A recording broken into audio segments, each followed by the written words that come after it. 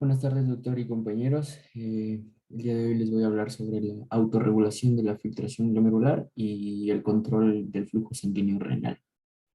Como principal punto, tenemos que en los riñones el flujo sanguíneo normal es mucho mayor que el que necesita. La principal función de la autorregulación en los riñones es mantener una filtración glomerular relativamente constante que permite un control preciso de la excreción renal de agua y de solutos a la vez. Como podemos ver en el gráfico, si es que existe una elevación de la presión arterial, pues se eleva la filtración glomerular y el flujo sanguíneo renal. Pero a su vez observamos que en general la filtración glomerular y el flujo sanguíneo se autorregulan de manera simultánea o en paralelo.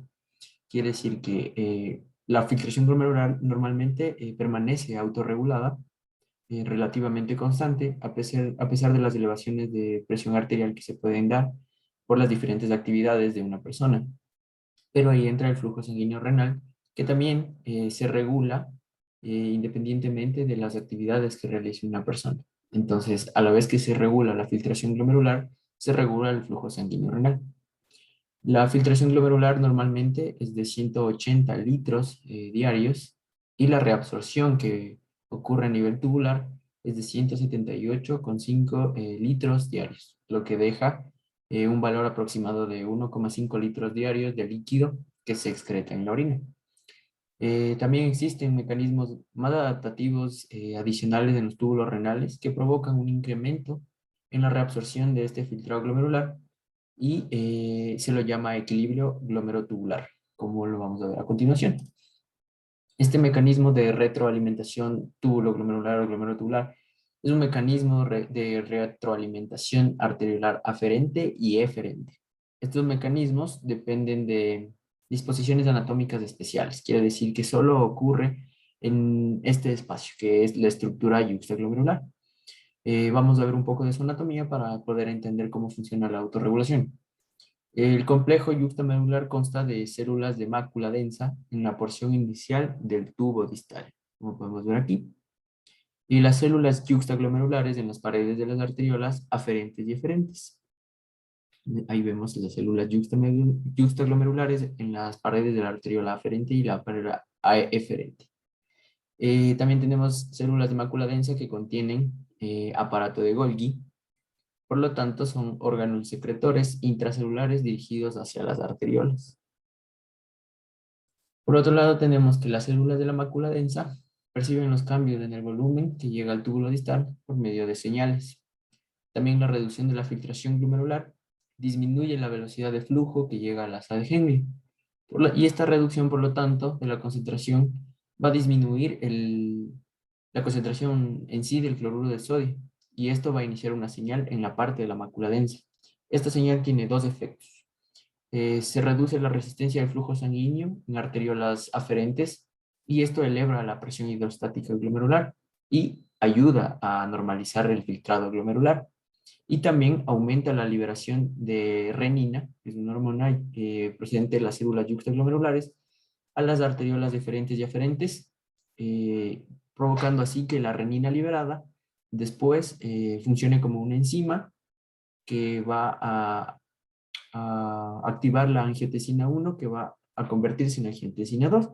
Y esta angiotensina 2 va a ser la encargada de contraer las arteriolas deferentes y aumentar la presión hidrostática glomerular y ayudar a normalizar finalmente el filtrado glomerular.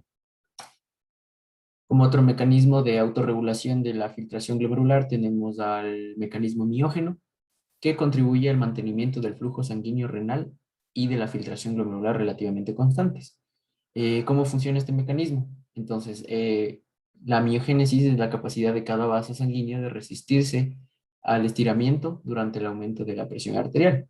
Es decir, que esta contracción impide la distensión excesiva de la pared y al mismo tiempo ayuda a impedir el aumento excesivo del flujo sanguíneo renal y a su vez del filtrado glomerular cuando la presión arterial aumenta dependiendo de la actividad que realice cada persona. Sin embargo, este mecanismo ha sido cuestionado por la razón de que las respuestas de contracción miógenas en las arteriolas aferentes tienen lugar en segundos y por tanto la señal es muy leve y la transmisión, el aumento de la presión arterial en los capilares glomerulares no llega a ser tan efectiva. Tenemos por último el otro mecanismo llamado el de la ingestión elevada de proteínas y aumento de la glucemia, que consiste en que, como dato general, tenemos que una comida rica en proteínas aumenta la liberación de aminoácidos a la sangre que se reabsorben en el túbulo proximal. Como los aminoácidos y el sodio se reabsorben junto a los tubos proximales, la mayor reabsorción de aminoácidos también estimula la reabsorción de sodio en los túbulos proximales. Esta reabsorción de sodio eh, reduce la llegada del sodio a la mácula densa, como lo vimos en la imagen anterior, lo que desencadena un descenso en todo el mecanismo llamado retroalimentación túbulo-glomerular. Este descenso de la resistencia arteriolar aferente eleva el flujo sanguíneo renal y la filtración glomerular. Pero esta filtración glomerular, al elevarse, permite mantener la excreción de sodio normal, en cifras normales. Mientras que si se incrementa la excreción de productos de desecho, como el metabolismo proteico, y es donde se va a expulsar en la orina como urea, que son en su mayoría productos de desecho.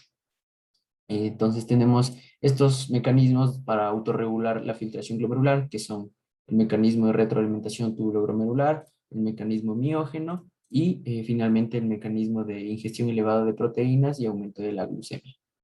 Muchas gracias.